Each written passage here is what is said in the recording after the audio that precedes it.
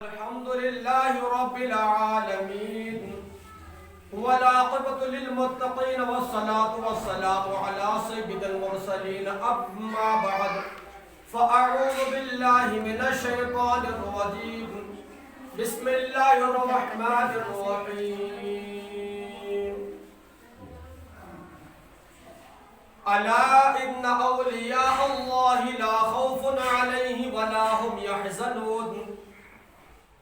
صدق الله المولانا العظيم وبلغنا رسوله النبي الأمين الكريم ونحن على ذلك لمن الشاهدين والشاكرين والحمد لله رب العالمين.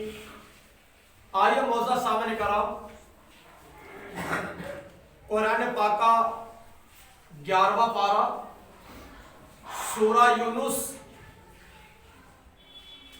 سورت نمبر 10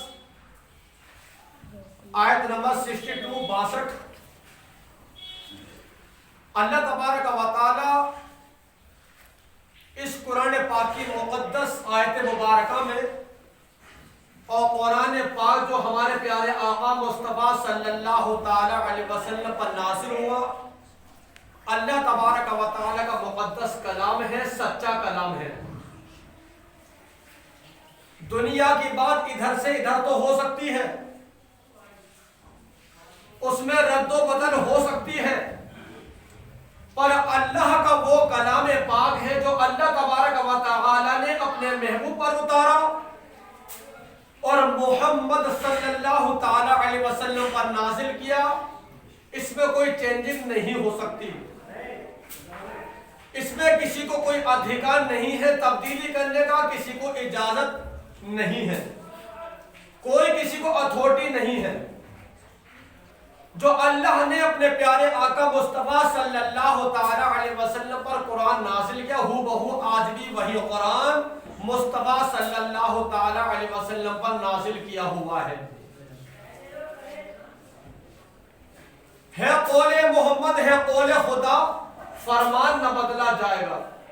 ہے قول محمد ہے قول خدا، فرمان نہ بدلا جائے گا. بدلے کا زمانہ لاکھ لیکن قرآن نہیں بدلا جائے گا. دنیا بدل سکتی ہے، ہم بدل سکتے ہیں، آپ بدل سکتے ہیں، نظام بدل سکتا ہے، گھر کا نقشہ بدل سکتا ہے، گھر کی دیوار بدل سکتی ہے، فلیٹ بدل سکتا ہے، روم بدل سکتا ہے، کمرہ بدل سکتا ہے. پیارے پیارے اسلامی بھائیوں، جو اللہ کے رسول کریم سرکار دو عالم صلی اللہ تعالی علیہ وسلم کی زبان ہے وہ نہیں بدل سکتی. جو میرے پیارے آقا نے فیصلہ کر دیا بالکل پرفیکٹ ایک دم، میرے پیارے آقا مصطفیٰ صلی اللہ تعالی علیہ وسلم کے زبان اقدس سے جو الفاظ نکلتے ہیں بالکل رائٹ ہے، 100%، ان میں کسی طرح کی کمی بیشی نہیں ہو سکتی. تو آئیے معزز سامنے کرام، یہ مہینہ ربیع الاوس اور اس مہینے کو بڑی 11ویں شرعی مہینے کہا جاتا ہے، اور یہ مہینہ جو منسوب کیا جاتا ہے حضور سیدنا بڑے پیر صاحب غوث پاک شیخ عبدالقادر جیلانی رحمۃ اللہ تعالی علیہ کے نام سے یہ مہینہ یاد کیا جاتا ہے. اور محترم معزز سامنے کرام، اس مہینے میں اور بھی بزرگان دین رحمہم اللہ تعالی المبین کے عرص مبارک بھی ہوتے ہیں. تو آئیے قرآن پاک کی تفسیر اور قرآن پاک کا ترجمہ بیان کرنے سے پہلے میں آپ کو 11ویں شریف کے سلسلے سے اور حضور سیدنا غوث پاک رحمۃ اللہ تعالی علیہ کی کیا شان ہے، آپ کی کیا کرامت ہے، آپ کا مرتبہ کیا ہے، انشاءاللہ میں قرآن و حدیث کے دلیل اور حوالے سے آپ سے گفتگو کرنا چاہتا ہوں. آئیے محترم معزز سامعین کرام، ترمذی شریف کی حدیث پاک ہے، بہت ہی فیمس اسلامک بک ہے، اسلامک کتاب ہے، اور درود پاک کی فضیلت جو اپنے محبوب پر، اپنے نبی پر امتی درود پاک پڑھتا ہے، اور اللہ تبارک و تعالی کی جو بندہ نبی پر درود پاک پڑھتا ہے، جو بندہ آقا صلی اللہ تعالی علیہ وسلم میں عشق رسول میں ڈوب کر درود پاک پڑھتا ہے، تو میرے پیارے آقا مصطفیٰ صلی اللہ تعالیٰ علیہ وسلم سے جو محبت کرتا ہے درود پاک پڑھتا ہے, درود پاک بھیجتا ہے. ترمذی شریف کتاب کا نام ہے. میرے آقا مصطفیٰ صلی اللہ تعالیٰ علیہ وسلم ارشاد فرماتے ہیں کہ جو ایک بندہ only one بار ایک مرتبہ مجھ نبی کریم صلی اللہ تعالیٰ علیہ وسلم پر درود پاک پڑھتا ہے تو اللہ تبارک و تعالیٰ اس پر 10 رحمتیں عطا فرماتا ہے. 10 رحمتیں خدا اس درود پاک پڑھنے والے پر بھیج رہا ہے. وہ نبی کی بارگاہ میں جو درود پاک پڑھتا ہے اللہ تبارک و تعالی اس پر رحمتیں عطا فرما رہا ہے اور اس کے 10 درجے بلند عطا فرما رہا ہے. اور یہی نہیں, اللہ تبارک و تعالی اس بندے کے 10 گناہوں کو مٹا رہا ہے. تو حساب لگائیے, ہم نے نبی کی بارگاہ میں ایک مرتبہ درود پاک پڑھا تو اللہ تبارک و تعالی رحمتیں بھی بھیج رہا ہے. اللہ تبارک و تعالی ہم پر سلامتی بھی عطا فرما رہا ہے. جب بندہ نبی کی بارگاہ میں درود پاک پڑھ رہا ہے تو رب تبارک و تعالی اس کے 10 خطا کو مٹا بھی رہا ہے. اب بندے کا یہ معقول ہو اپنے محبوب پر درود پاک پڑھے تو اللہ تبارک و تعالی کی رحمتیں اس بندے پر چھما چھم برستی ہے.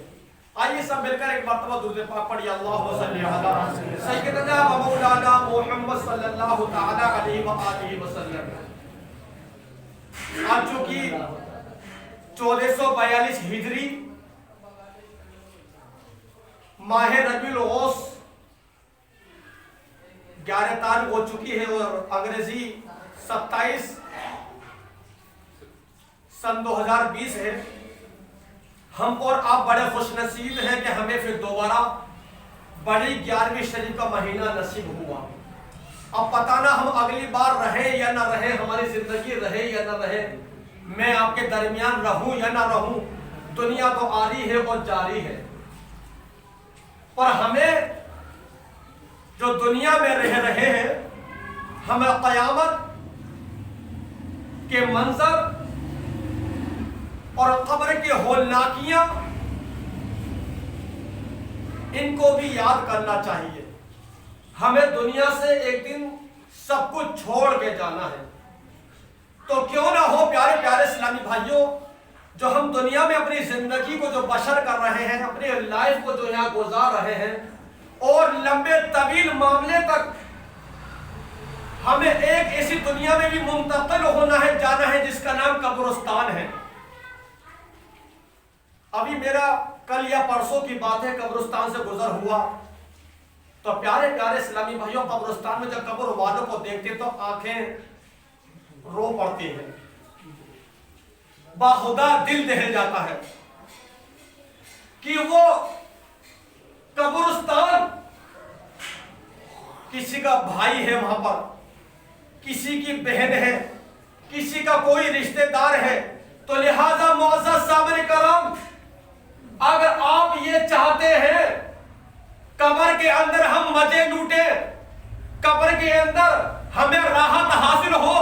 قبر کے اندر ہمیں رونق حاصل ہو, قبر کے اندر اجالا ہو, قبر کے اندر ہمیں راحت و سکون ملے, تو آپ کو پیارے آقا مصطفیٰ صلی اللہ تعالی علیہ وسلم کی تعلیم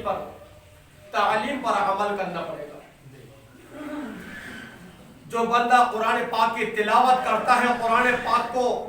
پڑھتا ہے, یہ قرآن پاک اس مرنے والے بندے کے حق میں دعا کرتا ہے کہ یا اللہ یہ دنیا میں رہا کرتا تھا, مجھے پڑھا کرتا تھا, پروردگار عالم اس قرآن پاک کی تلاوت کے صدقے, اس کے پڑھنے کی برکت سے اس بندے پر اپنا کرم بالائے کرم عطا فرمائے.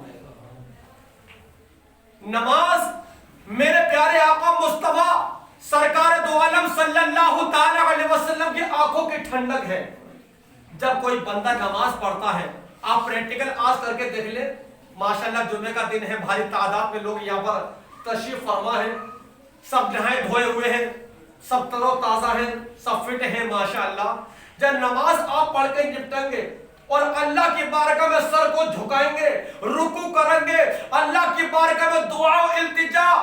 اللہ کی بارگاہ میں جب آپ کریں گے، جب مسجد سے آپ باہر کو جائیں گے تو بالکل آپ فریش ہو کے نپٹ جائیں گے، آپ کا دل بھی ہلکا ہو جائے گا،